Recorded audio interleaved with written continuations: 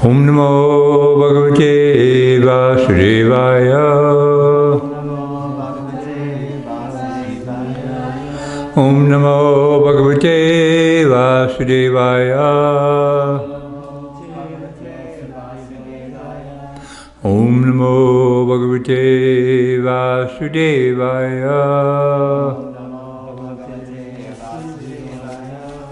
Continuing from chapter 9 of the second canto, entitled Answers by Citing the Lord's Version, we'll speak on text number 25 today. Brahmovāca, bhagavan sarva-bhūtānām, bhagavan sarva-bhūtānām, adhyakṣo vasthito guhām, adhyakṣo vasthito guhām, veda apratiruddhena, veda apratiruddhena, prajñānena cikīrṣitam, prajñānena cikīrṣitam, brahmovāca, bhagavan sarva-bhūtānām, adhyakṣo vasthito guhām, veda apratiruddhena, prajñānena cikīrṣitam, brahmovāca, bhagavan sarva-bhūtānām, adhyakṣo vasthito guhām, veda apratiruddhena, prajñānena cikīrṣitam. Chant, please. Brahmovāca, bhagavan sarva-bhūtānām, adhyakṣo vasthito guhām, veda apratiruddhena, prajñānena cikīrṣitam. Brahmovāca, bhagavan sarva-bhūtānām, bhagavan sarva-bhūtānām, adhyakṣo vasthito guhām,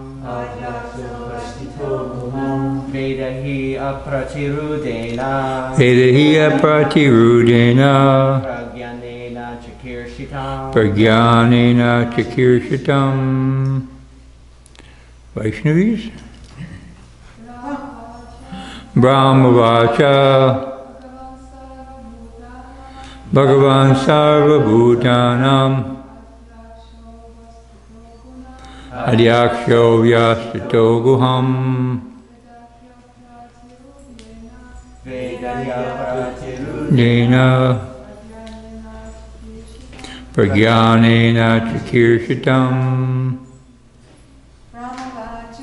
Brahmovāca,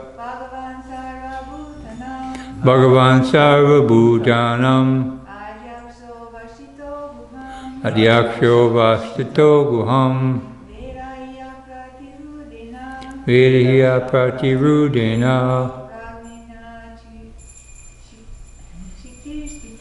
prajñānena cikīrṣitam. Anyone else? Brahma uvāca. Lord Brahmā said, Bhagavan, O my Lord, sarva-bhūtānām, of all living entities, adhyakṣaḥ, director, avasthitaḥ, situated, guhām, within the heart, veda No. No. Not yes, no, but like to know. He certainly. Certainly.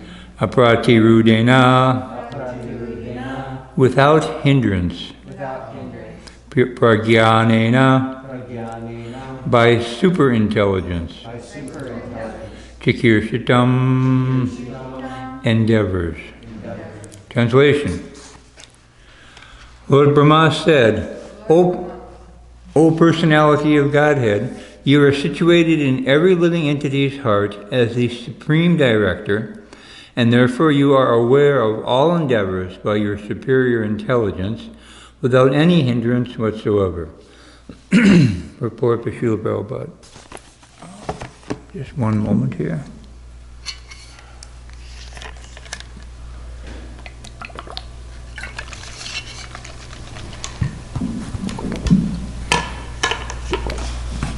The Bhagavad-gītā confirms that the Lord is situated in everyone's heart as the witness, and as such, He is the Supreme Director of sanction. Does anybody know what verse that is in Bhagavad-gītā?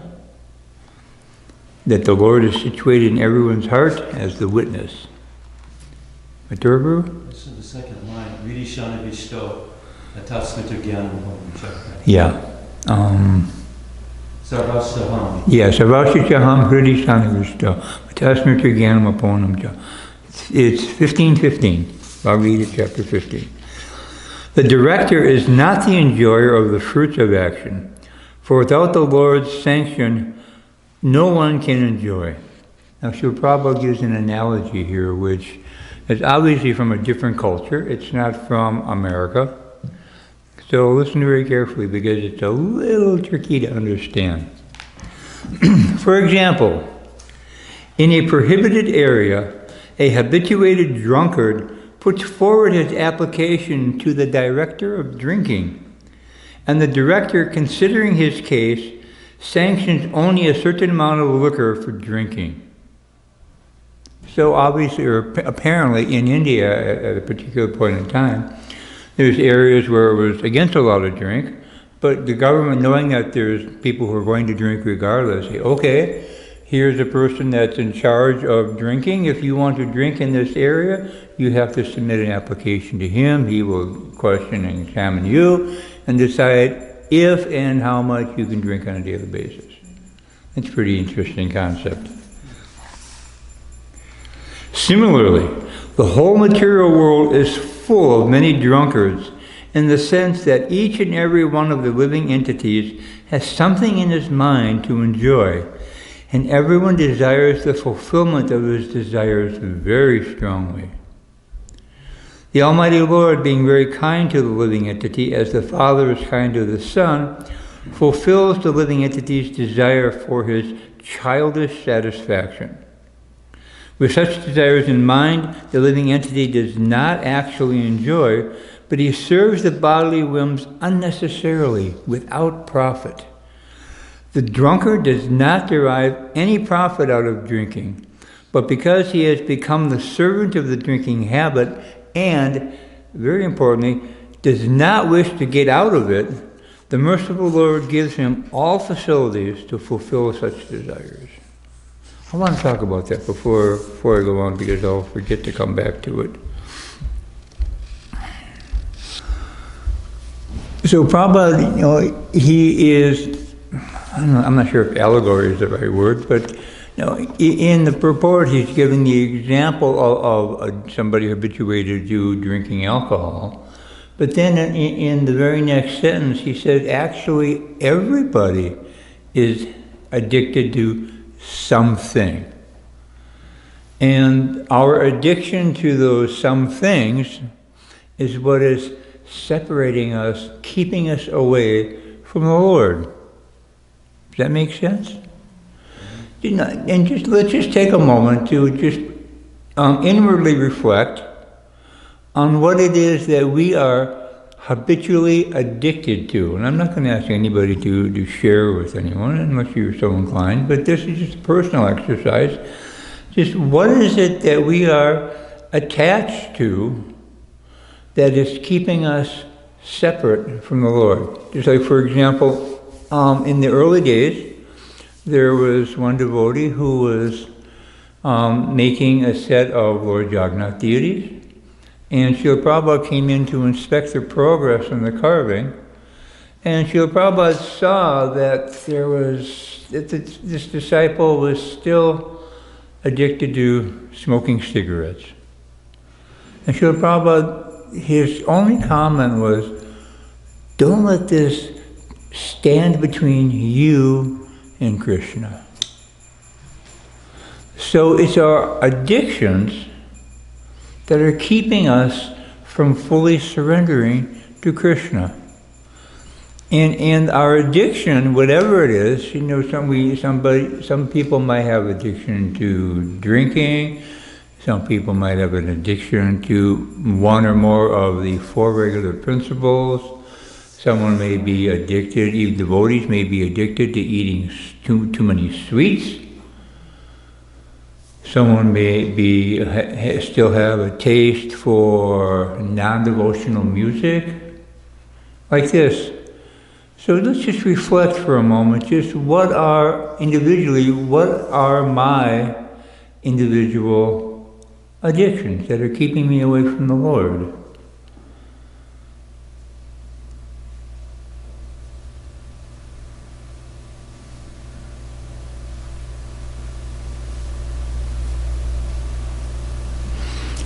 For example, somebody who is addicted to eating too many sweets may be missing sweetness in their life. I forget the name of the song. Madhuram madhurevyopi madhurevyopi mangalam. The song indicates that states that the holy name is the sweetest thing. It's the sweetest thing.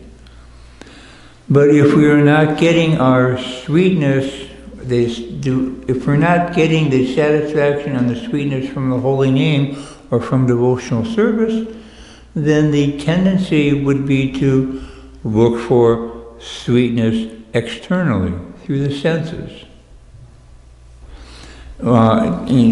Similarly, somebody who is may have a addiction to non-devotional music. We may be feeling a lack in our life of receiving appreciation from others, for example. So we all have one or maybe many things that we are addicted to that are keeping us separated from Lord Krishna. And the Srila Prabhupada said, don't let this attachment become an impediment, a block for your developing your Krishna consciousness. And Prabhupada makes a very strong, interesting statement in here.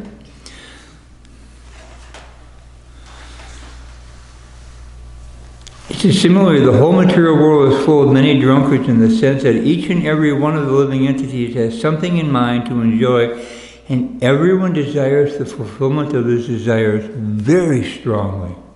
Very strongly. So much so that we will give up our relationship or maintain distance from the Supreme Lord simply so that we can maintain this addiction. And then at the same time, Prabhupada continues, the Almighty Lord, being very kind to every living entity, as the Father is kind to the Son, fulfills the living entity's desire for his childish satisfaction. Just like, we see kids who, when they want something, and when they can't get it, they just go into a fit, and they cry, and they make all kinds of noise and disturbances. And in maybe perhaps a more refined method, we do similar things as the children. If we don't get our way, we become upset, we become disturbed, and we manifest that in different ways. Sometimes refined, sometimes grossly, but in either case, we are acting, as Prabhupada says, like children. And then in the next sentence, it's very, Prabhupada gets right to the point. With such desires in mind, the living entity does not actually enjoy, but he serves the bodily whims unnecessarily and without profit. Just like I often in class or when speaking with people about the concept of enjoyment, I will give the analogy of somebody who is addicted to hard drugs like heroin. Now, anybody who is sober knows that a person, a heroin addict, is not enjoying. He's just destroying his body. But if you ask that person who's just injected this heavy narcotic into his body, he will, with full conviction, or she with full conviction, will swear that it is the highest pleasure. And they're tasting that, they're feeling that way. But as Prabhupada says that it's without profit, it's actually with great bodily harm. So that's an extreme example, but there's other examples, you come up with your own, but they are causing us either the bodily harm, either in the gross body or the subtle body, or both. The drunkard does not derive any profit out of drinking, but because he has become a servant of the drinking habit and does not wish to get out of it, the merciful Lord gives him all facilities to fulfill such desires. Like Prabhupada, he often speaks about people who are habituated to eating anything and everything without consideration of the quality of the food stuff.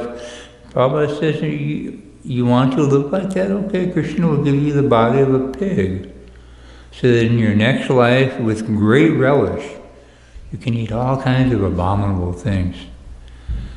I don't know how many of you have been in Vrindaban or other third world countries where pigs are living wild on the street, but I've seen pigs fighting over fresh stool on the street. And the biggest pig gets it and just eats it with great relish. And the animal forms of life are like that. They can engage in sense gratification to a much higher degree than we can. And Prabhupada is explaining here that if you so desire, Krishna's very kind. He'll give you a body that you can enjoy practically without limit. I think Prabhupada said, I think it was the bird, some type of bird can engage in sex life 100 times a day. Okay, you are unnecessarily addicted to sex life, take birth as a bird. Monkeys, and there's so many different species. And the Lord gives the living entity the facility to enjoy in that capacity. Because he knows on the one hand we're not going to get hurt. It's like any parent, if the child will get hurt, he generally will not allow the child to do something. There is the example of touching fire. Sometimes a child will want to touch the fire, and the parent says, no, don't do that. Oh, no, don't do that, you'll get hurt. And the child insists, and so the parent, okay. And the child puts his hand in the fire, the parent pulls it back very quickly, and the child gets burned. The fire doesn't care that it's a child. Going to the fire will act. Material nature doesn't care how qualified or unqualified we are, how innocent or how guilty we are of different sins. Material energy is going to act according to how it's been designed by the Lord. So when we engage in activities that keep us separate from the Lord, that cover our consciousness so that we forget that we are parts and parcels of God, then we can go on and commit all kinds of sinful activities. And on the one hand, it will make us suffer because we will continue to take birth in the material world again and again and be afflicted by the threefold miseries and the four, the four factors of life: birth, death, old age, and disease. But the spirit soul, we don't actually, how to say it? I was going to say we don't actually suffer, but that's not correct. Because Prabhupada gives the analogy or the example of somebody dreaming that they're being chased by a tiger through the jungle. And I think that the tiger's going to eat me. And Prabhupada says that the suffering is real, but the cause of the suffering is not real. I'll leave it at that. So let's continue with the purport. The impersonalists recommend that one should become desireless, and others recommend banishing desires altogether. That is impossible.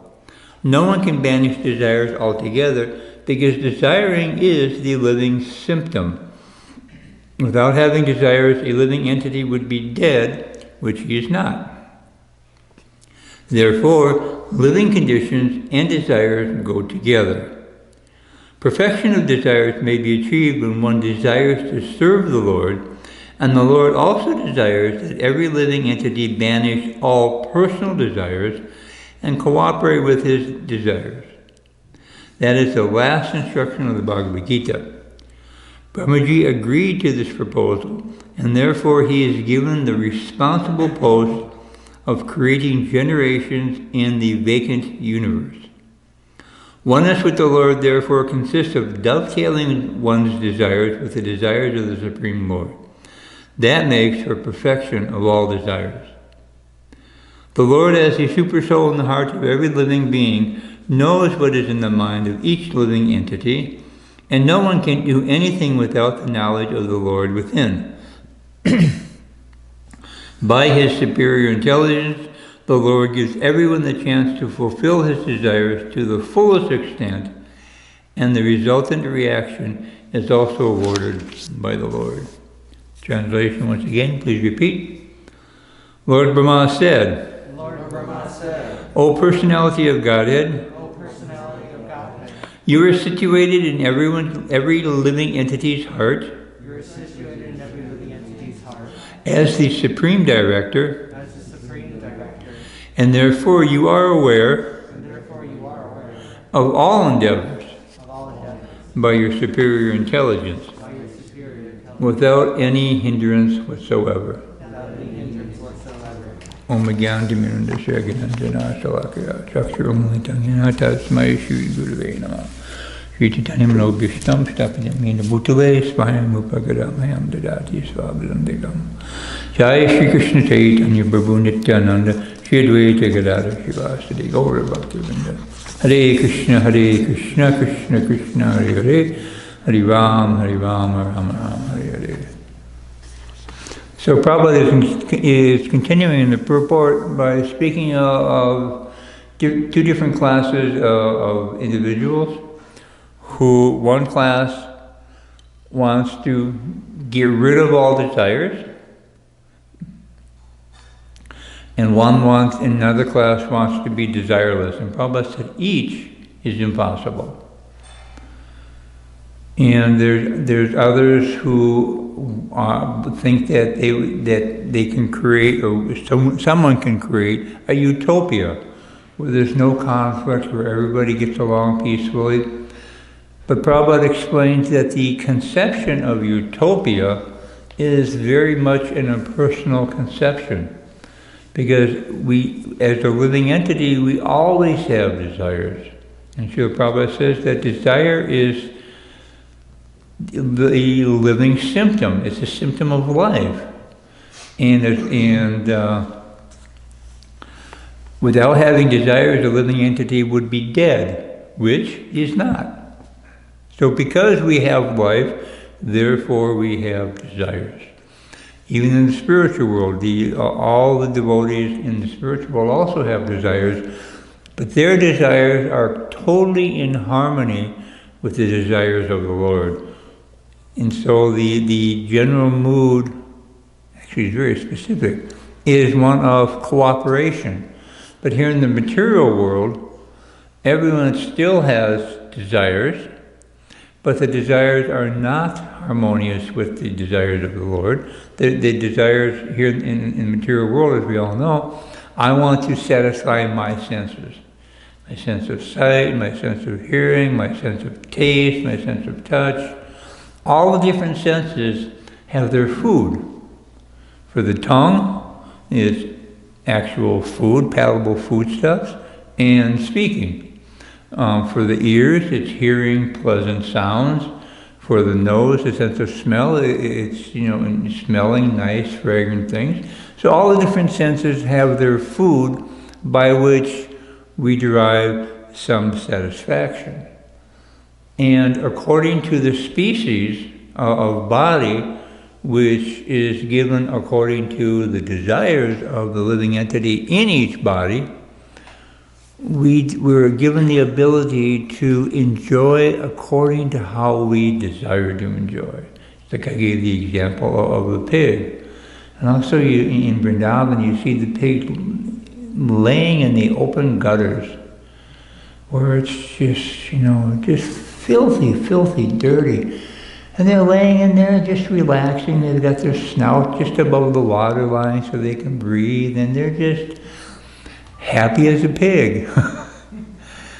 And every living entity, that's a very strong example, but every living entity desires, Prabhupada says very strongly, to fulfill our sense of pleasure, in whatever capacity it may be. So Prabhupada, when he was here in 1976, we were having darshan in the front yard of the house that Sankirtan and Mother Ruchi now own. And a local fellow had a car with a very loud muffler and just driving back and forth past us. One way and turn around and go back the other way and turn around and go back the same way and back and forth, just to create a disturbance.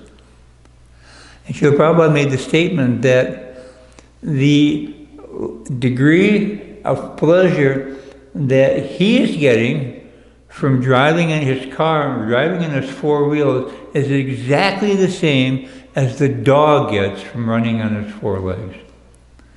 It's not that when we drive fast in our very expensive car that we're getting more pleasure than the dog who's running very fast. The Prabhupada said the amount of pleasure is the same. One may be more refined, more subtle than the other, and therefore we falsely think, oh, we're advanced. We are so much superior to the dogs because we have these very nice cars that we can drive in and go so fast. Prabhupada said, no, the amount of pleasure is the same. I found that really powerful to contemplate. That, the animals, they have so much greater facility for sense gratification than we do, but we're thinking we're far superior to the animals. But no, we're enjoying on the same level. Maybe not to the same extent, like the analogy, not the example I gave earlier, about how a bird can engage in sex life dozens and dozens of times every day. A human being can't necessarily do that. But it is these desires to enjoy independently, separately from the Lord, that are keeping us from Him. It's those same desires that are keeping us from purifying our life, purifying our consciousness, and being able to experience the real pleasure, the eternal pleasure. So we are keeping ourselves separated from the Lord by the force of habit. And Prabhupada makes a very interesting statement here at the end of the first paragraph, going back to the drunkard. But because he has become the servant of the drinking habit, okay, everybody is addicted to something or many things, but Prabhupada says the most important point next, he says, and he does not wish to get out of it. Therefore, the Lord gives him all facility to enjoy materially. But for us, for aspiring devotees, we have to take shelter of the Lord. We have to overcome our habits by engaging in devotional service, taking shelter of the spiritual master, taking shelter of the Supreme Lord. And by doing so, by sincerely begging for their protection and for their mercy, and doing our very, very best to not fall down in any situation, then we will receive the mercy of the Lord coming through the spiritual master. But if we think, I can't do this, I mean, I know that. You know, I from time to time, I get caught up in that I can't do this, I can't do that, you know, I can't follow this process properly, and well, that's correct. We can't on our own overcome these laws of material nature. We can't, it's not possible. Many times, even myself as a young devotee, and still hear young devotees say, I'm going to fight Maya. Which is a nice sentiment, but it's like, how can you fight against Maya? It's just like, you know, an insignificant ant saying, I'm going to fight this herd of elephants. You know, it's complete illusion. There's absolutely no possibility of winning unless and until we take shelter of the spiritual master. Then, mukam karoti vachalam pangam gayate guram yakripahatam hambande shri gurum dinatarnam. That a lame person can climb mountains, a dog can swim across the ocean like this, by the mercy of the Supreme Lord coming through the spiritual master. So that's when and that's how we get real protection. And we have to constantly keep that in mind, that we have to always be thinking of Krishna, always trying to engage in his service. And when we find ourselves being pulled by our mind, by our body, either gross or subtle body, to some mundane form of pleasure and enjoyment, two things. We should examine ourselves. What is it that I feel that I'm lacking in my life that I need to get separate from Krishna? What is it that I'm missing? And if we're thoroughly honest with ourselves, we'll be able to get an understanding of that, and then look for that directly in relationship to serving the Supreme Lord Krishna. And at the same time, constantly take shelter. Krishna, I cannot overcome your material energy. It's not possible. Please help me. And by sincerely praying, I'm preaching to the choir, so to speak, that Krishna will help us when we sincerely approach him.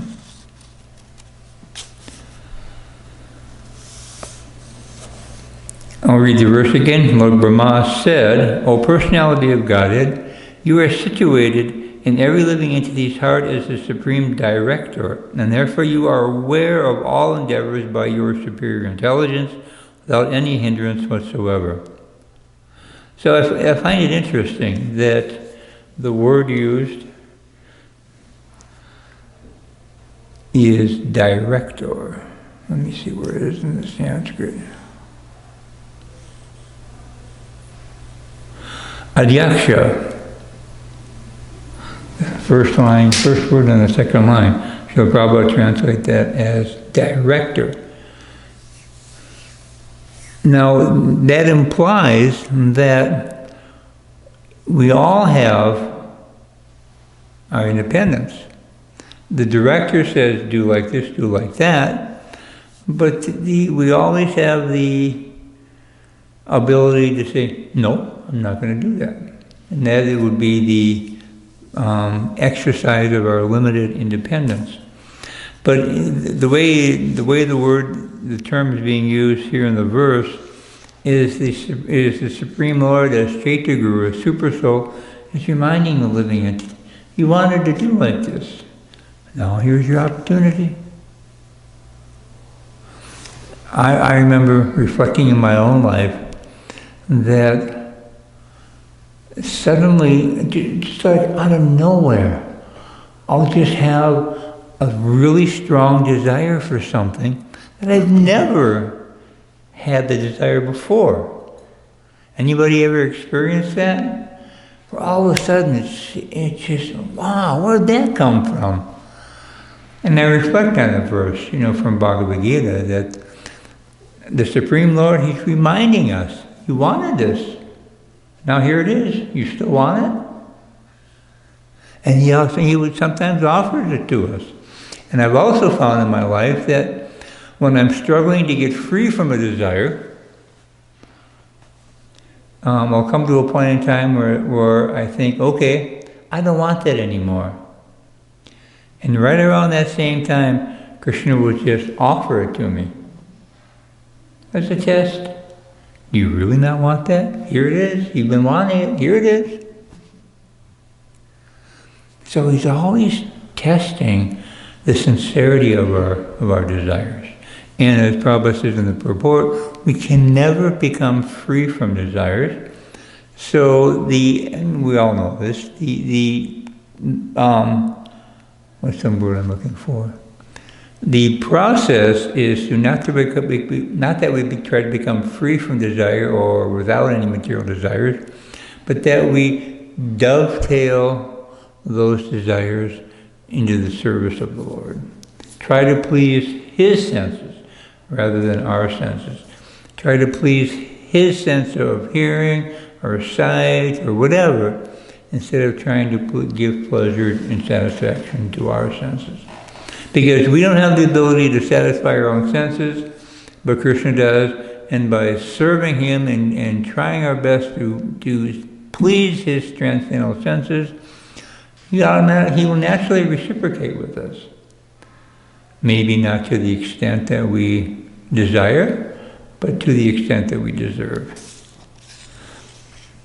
And so Krishna, He is aware of all the endeavors that every living entity is performing or wanting, and according to His will, He rewards us accordingly. So I will stop there. Any comments, discussion, questions, corrections? Matura Prabhu.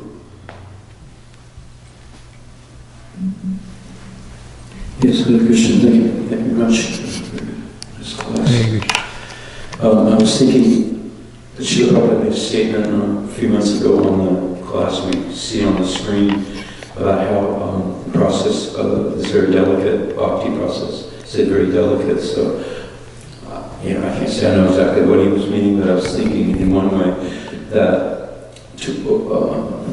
because we're declaring war, he said, also on the illusory energy in one sense, but like you're saying that we can't fight mind directly, but in one sense he said we are doing that. And it seems like, aside from Srila Prabhupada's disciples, where Srila Prabhupada disappeared, he's no longer present in his Vāca form. Many devotees on the planet now have a spiritual master, a guide, and someone to inspire them, and someone who cares for them, who's somewhat attentive, depending on the circumstance, but, can inspire and know how to help them or guide them, be there for them, hopefully, when they have a doubt or something they need to overcome.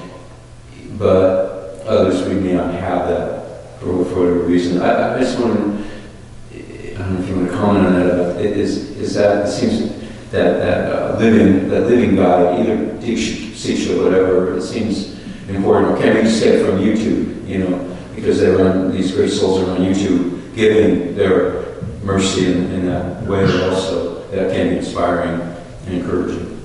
No, thank you. It's a very important point that you brought up. That we become like those we associate with. And personal association is so much more potent than that which comes electronically. Although there can be some value there. No, there is some value there. But for the general mass of people, it's harder to extract full value that way. When we have interaction, then we can, we can experience much more, we can get much more value from the exchange. Otherwise, we're completely dependent on our intelligence And for a lot of people, our intelligence isn't very strong. Other senses are more powerful. Go ahead. I just want to say also, throughout the years I also, in my travels especially, I was able to have a more closer association with some really senior advanced devotees, normally sannyasis, I guess. Didn't matter really what ashram, but many sannyasis, and it felt like, when I went there, I heard from them. Sometimes they were very friendly and talking about Krishna and whatever, asking me questions, whatever. And then, so they stayed for a few days or a week or something, and I try to, kind of keep a relationship going, and I want maybe help them to kind of do something for you, so there was a friendship, but not equal, but, there was a relationship. Yeah. And then sometimes they would like zing me with something. They would point out something, and it generally wasn't hard to take, generally. It was helpful, it could, I don't know, it could have, I can't remember the circumstance, but got me past something maybe that they saw in me that I needed to kind of get pointed out, but usually nicely done. So it seems like there's a great value in having that relationship with that advanced type of devotee that can help in different ways. No, very, very important. It's like in the first canto, Narad Muni is telling his story.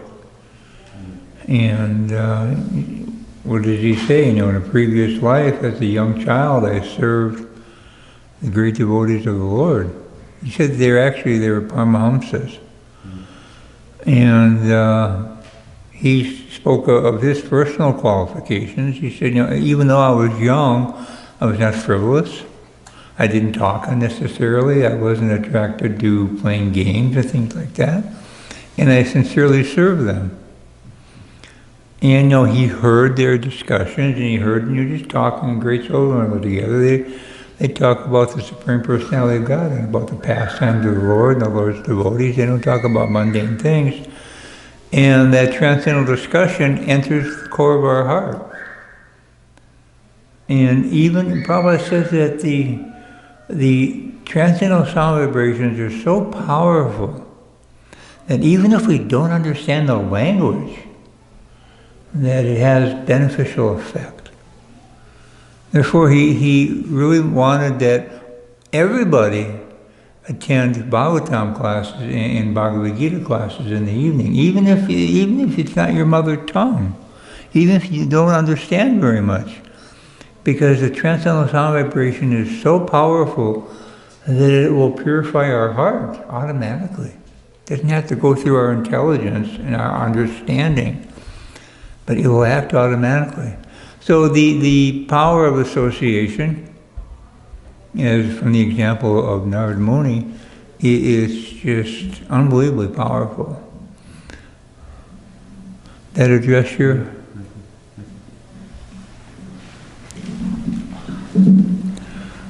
Any other comments? Unfortunately, Prabhu, forgive me, I missed it, so I'm not sure what your topic was, or else I'd be asking something. Thank you. How much sugar candy do we need to eat before our jaundice is cleared, Captain? You will know. How much food stuff do you have to eat until you know, I'm satisfied? Nobody has to tell you. You will know. And what's enough for you may not be enough for him, may be too much for me. So that's why I said earlier, we have to be thoroughly honest with ourselves. And then by being honest like that, the truth will be revealed to us. We'll know. Not necessarily the absolute truth, but relative truth. We can elevate ourselves from the mode of ignorance, mode of passion, to the mode of goodness. Because before we can become spiritually situated in Suddhasattva, pure goodness, we have to come at least to the point of goodness. So just by being honest with ourselves, we'll know.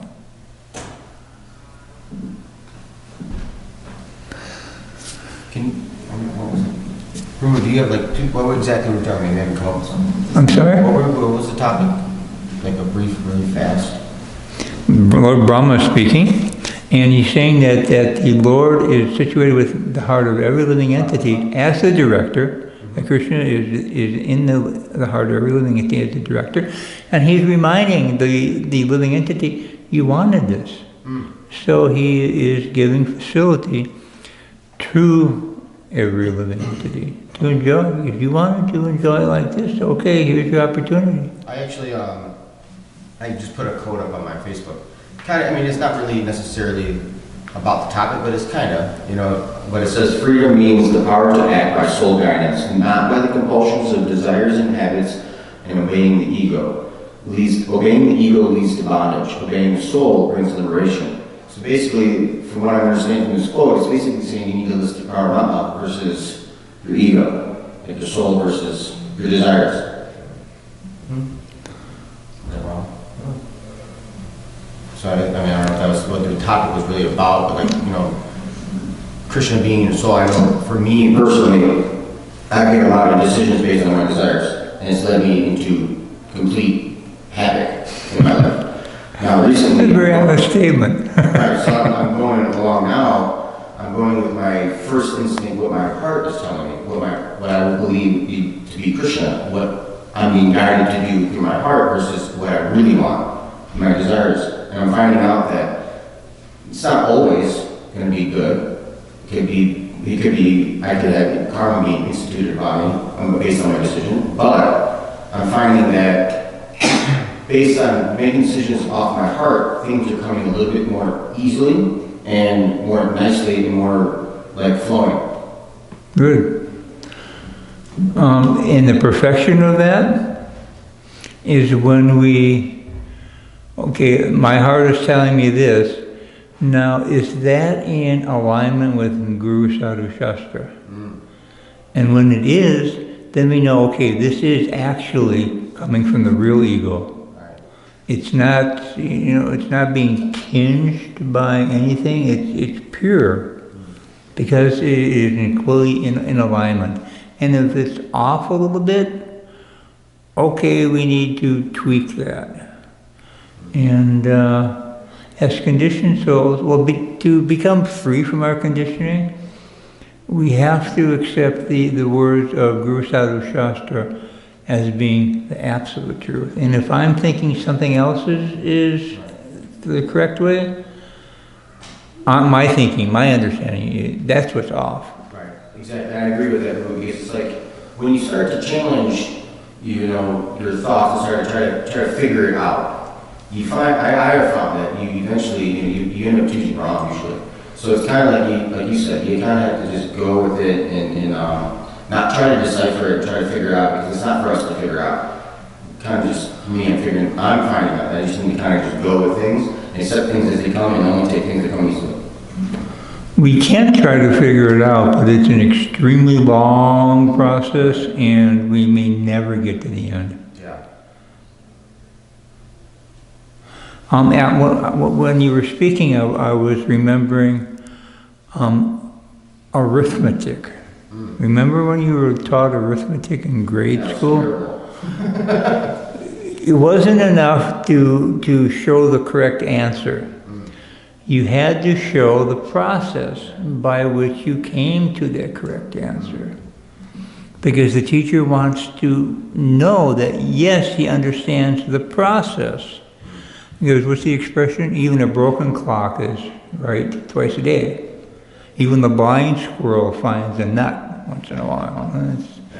So it's important that we understand the process, and that's what Srila Prabhupada has given us. Process from the Lord, from Lord Chaitanya.